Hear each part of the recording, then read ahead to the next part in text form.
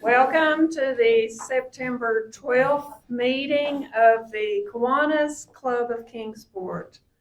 All right, I will recognize Josh Green to come and introduce our speaker for today.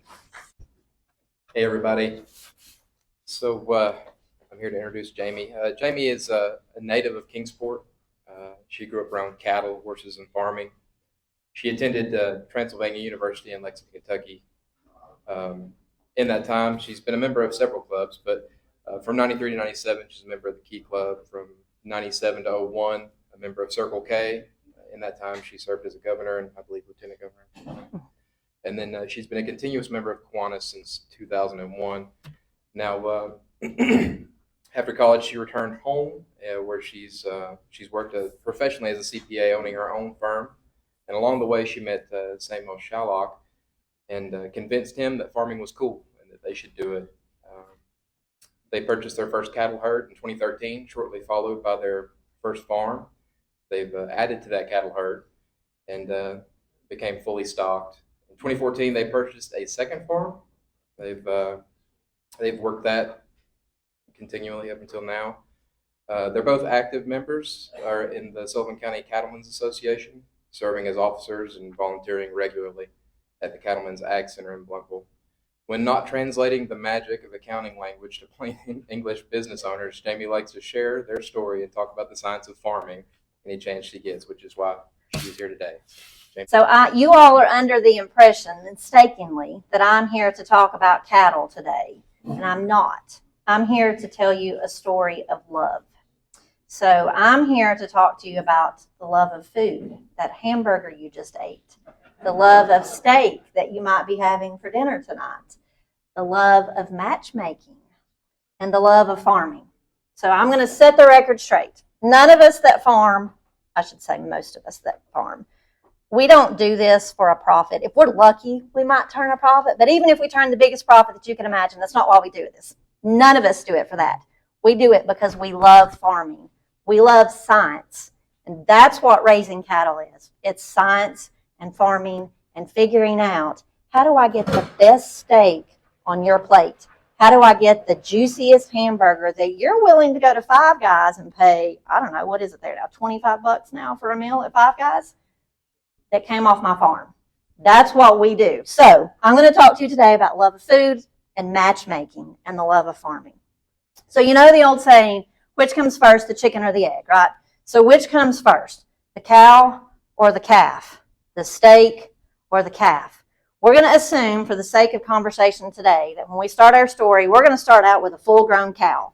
She is ready to go. She's ready to do her job. Her job is raise a calf that we're going to turn into a steak. So I'm going to talk to you today about what we call the cow-calf operation. So when you think of the life cycle of a cow, she starts out as a baby. She grows. She has another baby. That baby becomes food.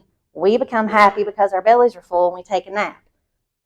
The part that's called the cow-calf operation, right? So I'm a cow-calf operator. I own cows. I don't sell those cows.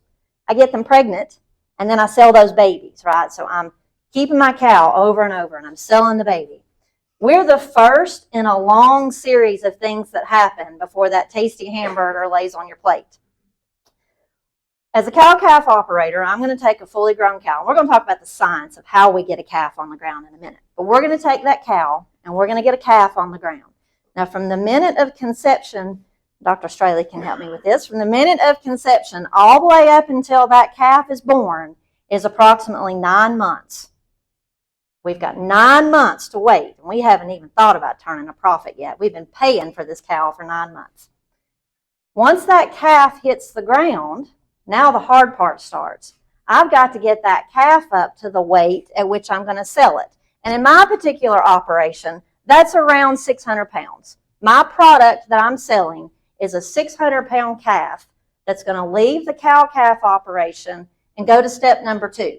Step number 2 is the stalker. So the stalker's job is go around and buy all these 600-pound calves, and hopefully they're buying a bunch of identical calves, and they're going to raise them up to a certain weight. they're going to get them to around 1,000 pounds. By the way, my 600-pound calf that I'm selling is around 7 or 8 months old. So I had 9 months in the womb. I've got 7 or 8 months running around on the farm, actively trying to get killed or eaten by something on a daily basis. Now I've got a product I can sell, right?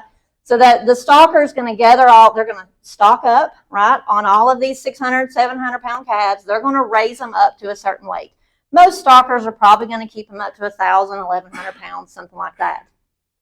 They've been on a farm somewhere on grass this entire time, by the way. We're not going to get into the politics of grass-fed versus grain-fed because it is political. We're just going to assume that they're eating and growing. So once we get, the stalker is going to keep them until around 1,000, 1,100 pounds, something like that. And then the stalker is going to sell them to the feedlot. And the feedlot is going to feed them up until whatever slaughter weight is going to be. Call it 1,800 pounds for sake of conversation. So now the stalker kept him for 6 months, 5 months, something like that. Then your feedlot has kept him up to somewhere around 18 months. In the U.S., most animals are processed between 18 months and 24 months old. The animals that are grade A, we're talking about the good, tasty, nicely marbled ones that become steaks, not the old ones that become something less than a steak.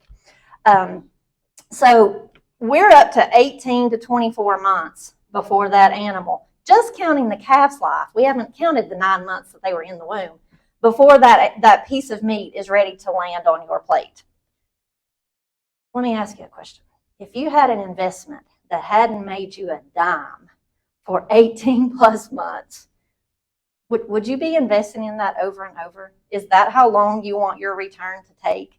That's the first challenge, right, that farmers are facing, is this is a long, slow, drawn-out process. We haven't even talked about the matchmaking part, right? We've got all of this calf's life that it has to survive until it even goes into the processing place. Now, later on, I'll talk to you about the processing. It's the most well-oiled machine I have ever seen in my lifetime. I've been in a lot of plants in my career, a lot of manufacturing plants. None of them, no matter how highly automated they were, how technologically advanced they were, none of them compare to a slaughterhouse. None of them. And I know that sounds kind of gross, but bear with me. We won't make it gross when we talk about it. So let's go back to our egg and chicken theory here. So we've got a cow, and we want to get a calf. Do y'all need a lesson on how this happens? Right? I don't think you do, but I'm going to give you one. We're going to keep it clean. On your table, there are several different types of publications. One of those publications, hopefully if I got one on every table, is a sale catalog. So I've got my cow. I got to figure out how am I going to get a bull, because that's what's going to do the job. Maybe if I'm using live cover, I have to find a bull. Now, ladies, when you guys were picking your mate, what's the very first thing? And don't tell me it was his wonderful personality, right? That's not what caught your eye. It was his phenotype. Did he look like a nice young man? Let's translate that to cows. What's this bull look like? Does this bull have a small head so when the calf comes out from the cow's hips, she can do the job on her own and the vet doesn't have to pull her? Does this bull have a nice long body? Because the longer the body, the more meat, the more steaks, the higher dollar value we're going to get out of that calf if it's a long body versus a short body. How tall is he? Right? You like a nice tall young man to date? We might not want a tall bull, right? Because bulls, if they're tall, they got a lot of leg. What do you eat on the leg? Not a whole heck of a lot, right? That's just bone and weight. We want meat. We want a nice round belly. We want a lot of fat. We want things that visually may look nice, but they turn into dollars at the end. They create a product that we can sell more steaks to go on your plate. We can sell more hamburger to go in your casserole. That's called phenotype. So if you look at those sales catalogs, let me borrow one for a minute. Sorry, Donna. All right, so if you look at these sales catalogs, they have pictures on them because we are visual people, right? We want to see what we are buying. And underneath them, there's some other things. There's some numbers. There's some genealogies. There's some family trees on there. There's other things that start to play into the science. But the first thing we're going to do is look at it and say, okay, He's going to fit my herd. My cows are full, mature, adult cows of a certain breed, of a certain height. That bull has to be tall enough to reach what he needs to do. He can't do his job if his job is up here and he's down here, right? He's got to be tall enough, right? Now, let's say that my cow is really, really young. This is her first time, right? We don't want a bull that's made for giant, mature cows that's going to produce a calf that's large enough to go through hips that have birthed the calf before. We want a bull that is designed to produce a calving ease calf. That, remember, the whole key to all of this is that the cow does the work on her own. She gets a live calf on the ground without human intervention when it's time to pop that baby out, right? So we have to think about all these things when we're doing matchmaking between our cow and our bull that we're out to buy. Now, in terms of how do you go about buying a bull, there's all kinds of ways. A lot of what you see in these things on the table, these are fancy sales that they do nothing but raise bulls to sell to cow-calf operators who want to buy a bull. Or you could go to your friend and say, you know what, your bull is a roamer. He's on my farm about 60% of the year because he likes to jump that fence and get to my cows. Why don't we just go in and buy a bull together that we both like, and then we can just share him back and forth because he's going to be coming back and forth anyway. There's all different kinds of ways to buy your bull, right? Y'all, this is not going to be a scientifically organized speech if that's what you were looking for. This is real life farming. So, you know, I don't want a bull coming across my fence that's going to give me horned calves because my end buyer doesn't want to buy a calf with horns on it. I don't want to have a bull coming across my fence that's a white bull because I'm selling black-hided calves, and a white bull and a black cow are probably going to give me a black and white faced calf. They might give me a gray calf. There are all these things to consider, but it's all driven by how do I get that end product on your plate. What are you? You are the consumer, right? In the supply-demand equation, you are the demand. What do you demand? You demand a nicely marbled ribeye on your plate. Where does that marbling come from? Well, it comes from the bottom of these sales catalogs, all these numbers that are down here, the science, the DNA, the expected progeny differences, the EPDs, that tell me when I'm looking at that bull, yeah, he looks good, but his genetics are even better. He's got calving ease genetics that tell me the cow's going to get it out on her own. He's got birth weight that tells me that it's going to be a birth weight calf that the cow can handle, but it's going to grow fast because it's got yearling weight EPDs that tell me that it excels compared to all of its peers. And it's got weaning weight EPDs that tell me that if I wean it at this age, it's likely to be 10% better than all of its peers. All of these numbers that when you look at, that tells you, do I really want to buy this bull or not? Is this bull going to do the job? Now, everything I've talked about so far has kind of been related to the science of the calf, right? Let's talk about the science of the steak for a minute. That ribeye that you want on your plate, you want it to be marbled. Why do you want it to be marbled? Fat in meat creates the flavor. Who wants to buy a flavorless steak? Not a single hand in the room. Who wants to buy a tough steak? Not a single hand in the room. You guys, as the consumers, are demanding that you get a nicely marbled, fully flavored, lean as it can be, but still marbled steak on your plate. How do I get that there? I have to look at the genetics in these sales catalogs of the bull that tells me the dollar value, and there's dollar marbling, there's all these EPDs, all these genetics that have been studied that says that bull is liable to produce a calf who will marble when fed the correct diet in such a way that you will get a grade A steak on your plate when that calf is slaughtered. Now, all I've done at this point is sit on my couch and look at sales catalogs of what bull am I going to go buy. It is overwhelming. I've not even got him to the farm and got him doing his job. But let's say that I don't have room for him on my farm, or I only have a small number of cows. I don't want to buy a bull, but I still need to get the cow to have a calf. Y'all know how that works? Artificial insemination, right? It's huge in the animal industry, huge. I can go and I can buy a straw of this really expensive bull's semen, and I can use it in my cow, and now I can get 1 or 2 calves, how many ever cows I want to breed to that bull, and I can get that really, really nice calf out of there, and I didn't have all of the input costs of keeping that bull on my farm to do 1 or 2 days worth of job for 363 days. Makes some sense, right? Now, At this point, maybe I have selected a bull, maybe not. I'm one of those people who freezes with too much data. Like this is a hard choice for me. So I want to go out to the farm and I want to see the bull. How does the bull act when he's in the field? Does he constantly fight with other bulls? Does he constantly watch me to see what I'm doing and he's spending all his energy on high alert? Is he relaxed?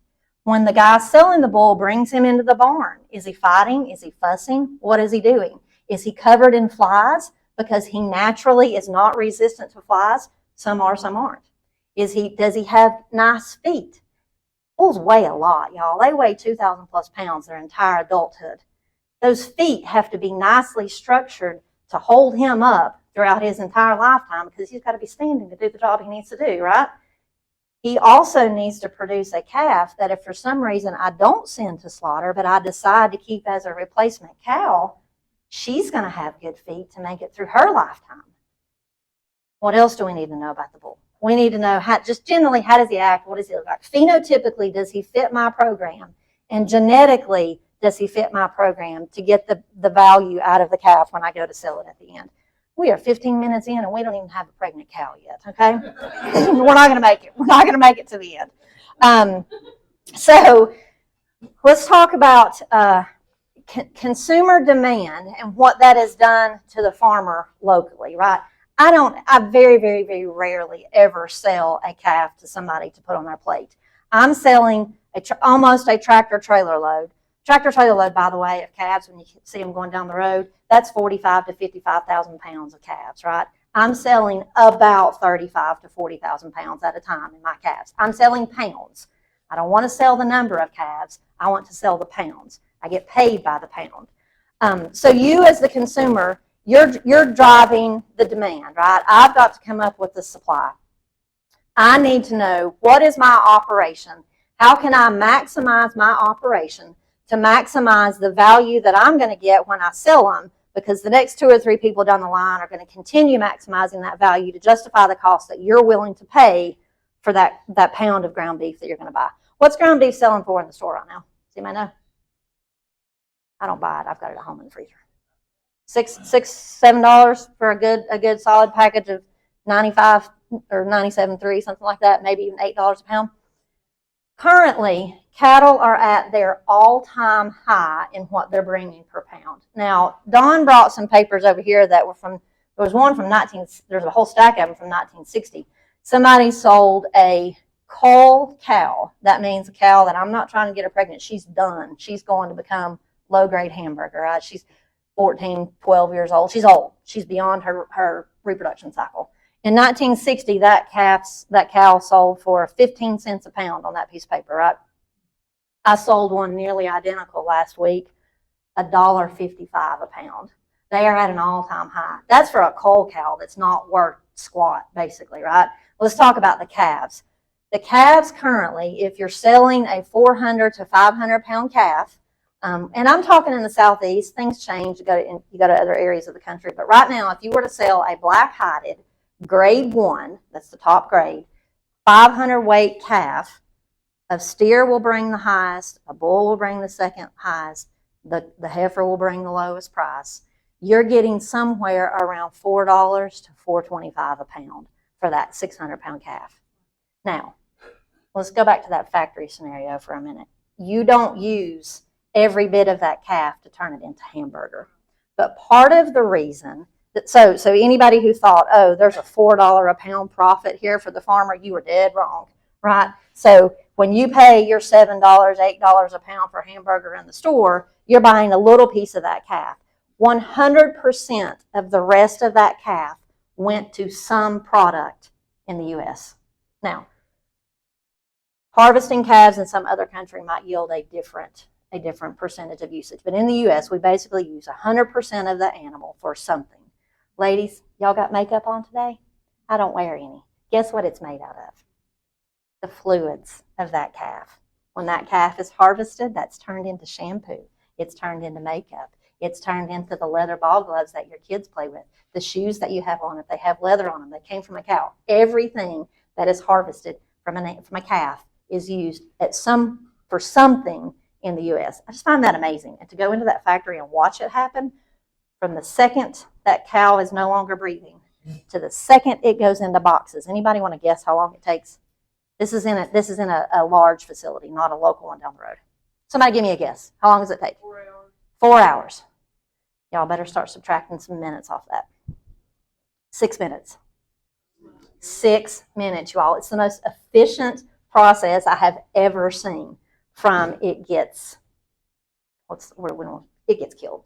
How else we want to say it, right? It's dead to in a box to ready to go to the freezer or be shipped. 6 minutes. And every part of that animal is used. It gives me chill bumps just thinking about it. Anyway, so what else can I tell you in my 10 minutes here? I want to leave time for questions.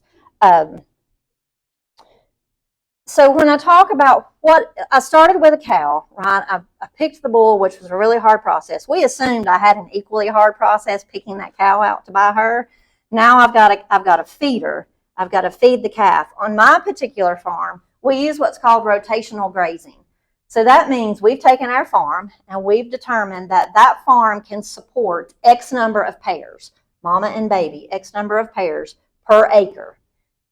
I'm talking Northeast Tennessee. The numbers in the Midwest and in the far West are vastly different than what they are here. But here, we look at that's called stocking rate. I'm going to look at that stocking rate and determine how many acres do I need to support this size of herd, or how many animals can I support on this size of farm.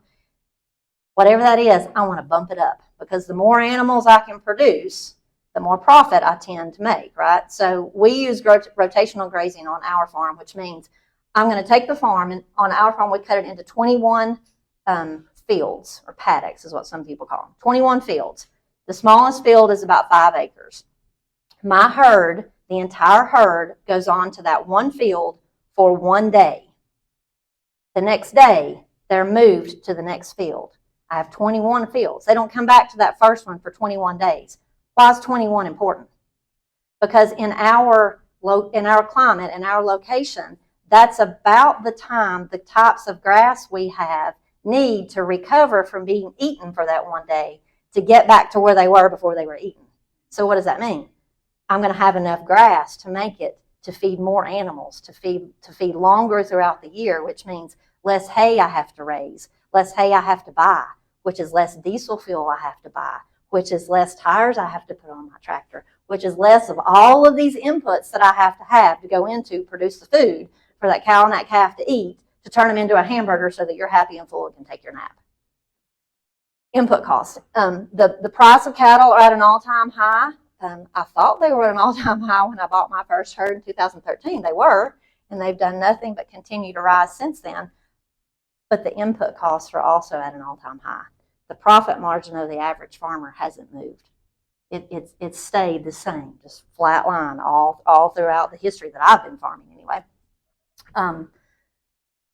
But your price has not done that, right? You're paying more per pound for whatever kind of meat you're buying now than you were 10 or 15 years ago. So where does that come from? It comes from all those other steps.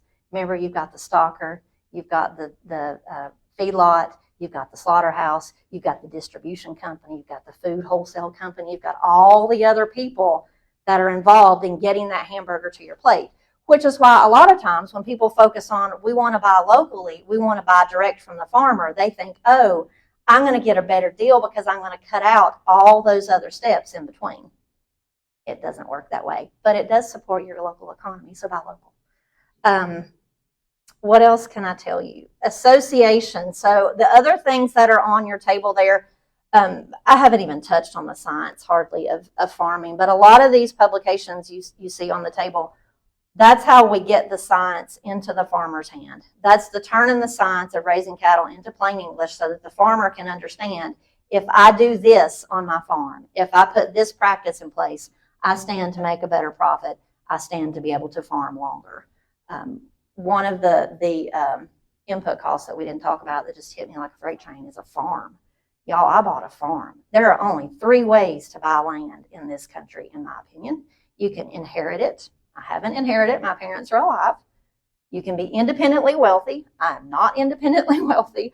Or you can find a product for that land to produce so that the land pays for itself. I chose cattle. I don't know that that was the smartest thing to do. I don't know that that was the best thing to do so that I could buy land, but I wanted to be a land baroness and own Jamie land. So I decided I was going to raise cattle and go buy a farm. It's working so far.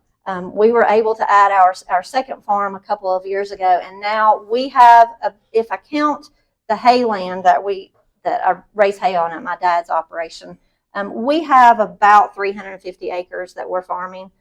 We run right now about 65 mama cows. We've been up as high as 109. Ideally, we'd like to hover between 80 and 90 cows. That's hard to do because cows get bad feet, cows break a leg, cows have a hip that goes bad, they age, they have to be replaced. You can't even breed the cow until she is 2 years old. Some people might breed earlier. Ideally, you breed the cow at 2 years old. So she spent 9 months in the womb. Then she had to grow up for 24 months. Then she had to carry a calf for 9 months.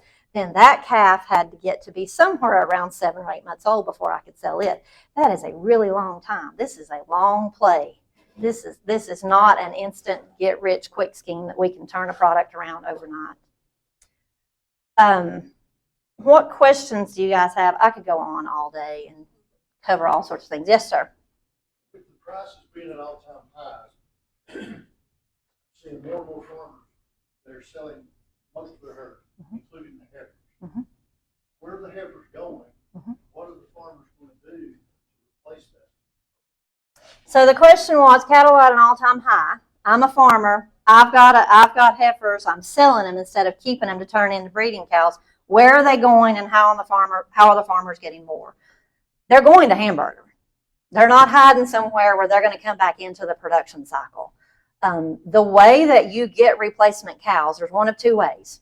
You either keep a heifer and you don't sell her, so you didn't turn her into profit, or you go out and buy one that you're going to pay premium dollars for because cattle are at their all-time high.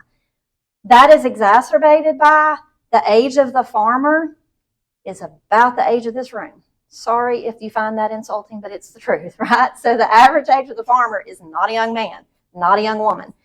That means they are selling their land, right? Or their land is going to the next generation and it's getting turned into housing developments or retail centers or whatever. So we're combating all-time high costs. We're combating all-time prices that are tempting us to sell. We're combating fewer sources of the inputs, fewer acres of land to raise these cattle on. This is not the first time that the industry has seen a decline in the number of females in the reproduction cycle. It is the lowest cattle inventory in the United States that it has ever been, period. Your prices aren't going to come down. The farmer's going to have to figure out, can I wait another year or two instead of selling that female? Can I afford to keep her to turn into a mature cow? Or do you have to do what I did, what my husband and I did, go out and buy a cow that's already bred and ready to hit the ground, and somebody else has done the work to get her up to being ready to have a calf? Okay, John, next question. You mentioned the Ron Ramsey Center. Yeah, I've got that on my list here. So as part of the association, on the table you see the Tennessee Cattlemen's Association magazines. That is our statewide association. It is affiliated with the National Cattlemen's Association, which is also on your table. In the state of Tennessee, every county, for the most part, has a Cattlemen's Association. I'm actively involved, as is John, in the Sullivan County Cattlemen's Association. We own the Ron Ramsey Regional Agricultural Center in Bluntville next to the airport, right down from Holston Elementary School. It is not owned by Ron, so regardless of what your thoughts are on politics, Ron was able to get us a lot of funding, which is why we named the center after him. It is a conference center. So in the front, we have a very technologically advanced conference center that we rent out to any type of event. We have weddings, we have funerals, we have birthday parties, we have educational conferences, we have political conferences, all sorts of conferences that come in there. It can be rented. I can get you information on that. We also house the UT Extension offices within that building. The county rents part of it. And on the back side of it, we have an arena that we rent out as well for agricultural related events, and we host our own events there. So please see John about it. Lynn has a question.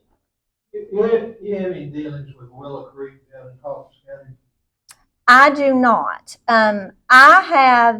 So from the sales side, I have developed a relationship with a few buyers, and I sell basically to the same 3 or 4 buyers. On the purchasing my animal side, I've done the same thing, and I have some farms that I consistently go to get my genetics from. They are not one of them. So, If I heard you properly or correctly, you said that as far as breeding price and selling, the steer brought the most price, and then the bull, and then I guess the heifer. yeah, Why? keep in mind, I'm selling something that's going to land on your plate.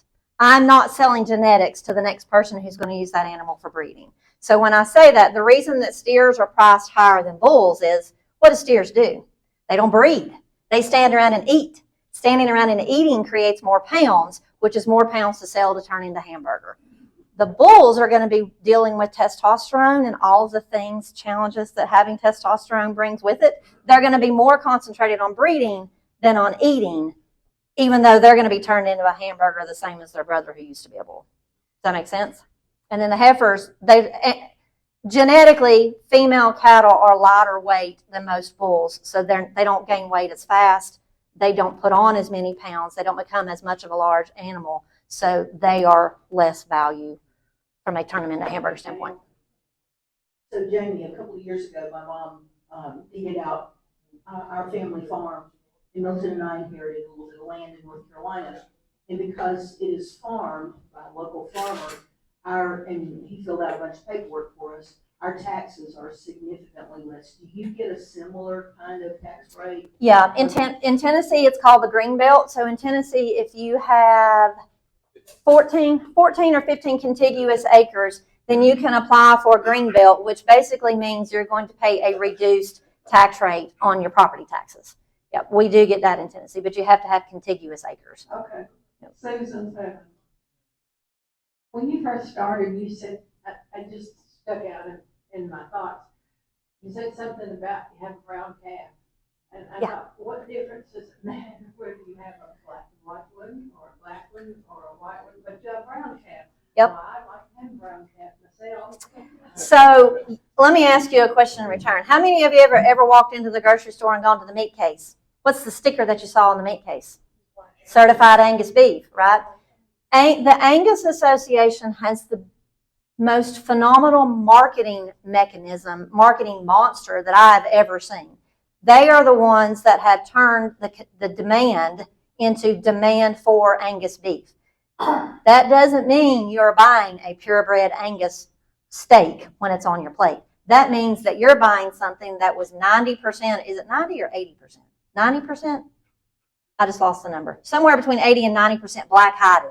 That means if you go out and you buy a crossed-up cow that is a mutt of a mutt, and she's got a black body and a white face, she can be called certified Angus beef when she goes to the grocery store. That brown cow that had a black mama and a white daddy doesn't get that sticker. If it's a red cow, doesn't get that sticker. The Angus Association has created a marketing machine that works. How many of you have ever bought a certified Hereford steak? You know what a Hereford cow is? That's a red cow with white face. How many of you have ever bought a red Angus steak, a Charolais steak?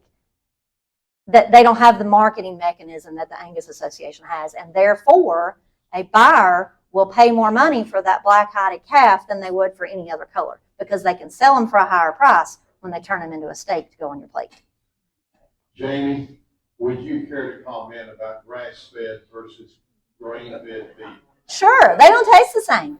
They don't taste the same at all. They don't smell the same. They don't cook the same. They don't look the same. And so if you're used to one and you think that, let's pick on grain-fed for a minute. You've been going over here, we're in Food City. You've been going to the meat counter at Food City and buying grain-fed beef or just regularly labeled beef your whole life.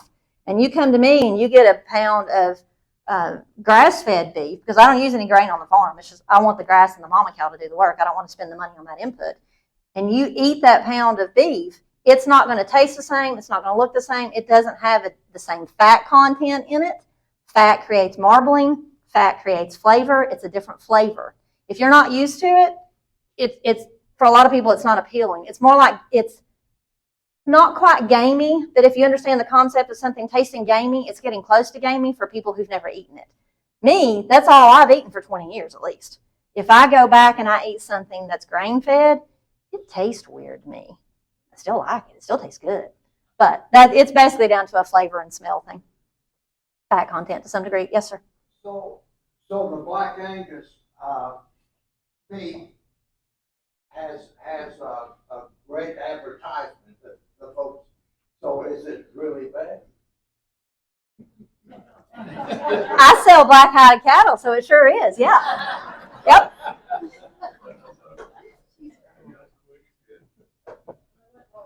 Okay.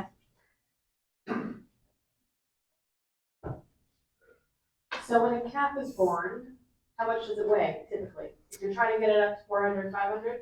Yeah. So this is the accounting answer I give all the time. It depends. It's not black and white. What answer do you want? It depends on the breed. It depends on the genetics of the animal. I could take a 100% Angus cow, breed it to 100% Angus bull, do the same thing over here with two different animals that are both 100% Angus and get a different answer.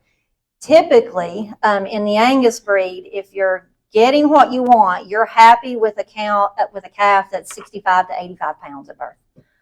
You're going to have some that are outliers. I would say that's probably the average for our area.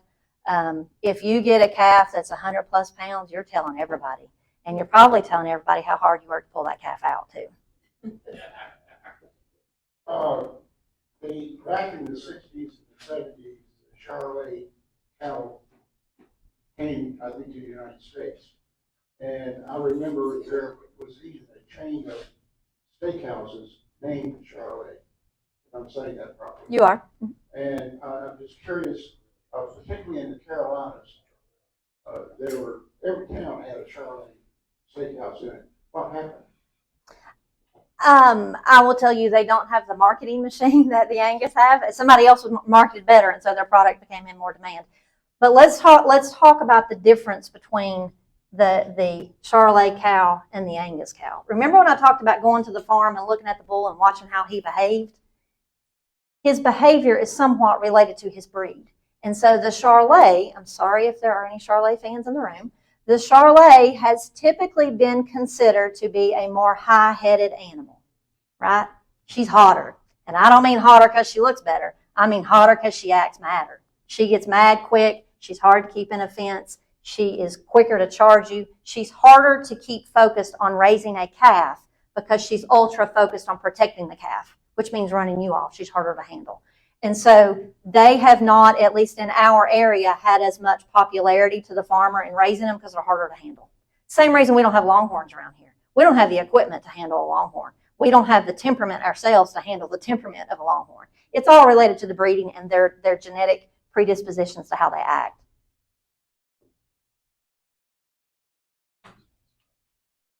Farm care, you fertilize your 300 some acres, and how much fence do you cost related? So part of, the game is keep the input costs low, right? Because the fewer inputs I have, the higher profit I turn. Part of the concept of rotational grazing is that the cow is doing the work. That means I'm keeping her and the herd, pooping in a smaller area.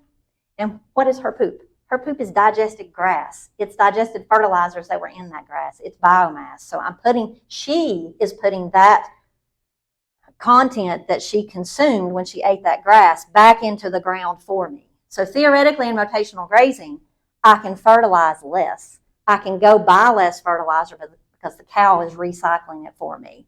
So yes, I fertilize. I don't fertilize as much as people who don't practice rotational grazing. Does that make sense? Since the U.S. herd levels are at record lows, is there any kind of coordinated state and or national level effort to try to get it up? So not necessarily to raise it. There are coordinated efforts to make it a little easier to farm from a financial standpoint. In Tennessee, we have what we call the TAEP system. It's the Tennessee Agricultural Enhancement Program. It is a grant program, a cost share grant program run by the Tennessee Department of Agriculture that is designed to make it easier for the farmer to buy what he needs to successfully run his program. In the cattle industry, that means buying cattle equipment, handling equipment. It means genetics, helping you purchase a better quality bull, a better quality heifer. Hay equipment is also on the list.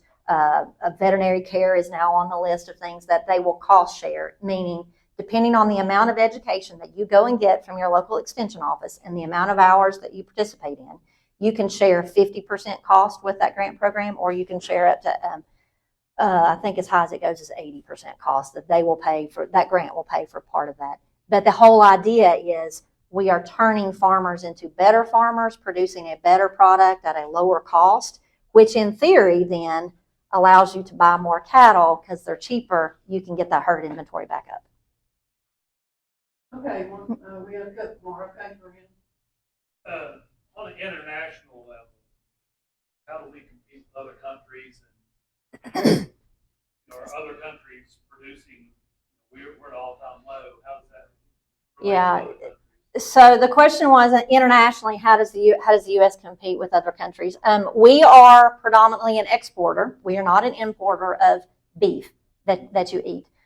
We are certainly importers of other products that come from cattle, leathers, a lot of leathers that we import, but we are an exporter of the food product.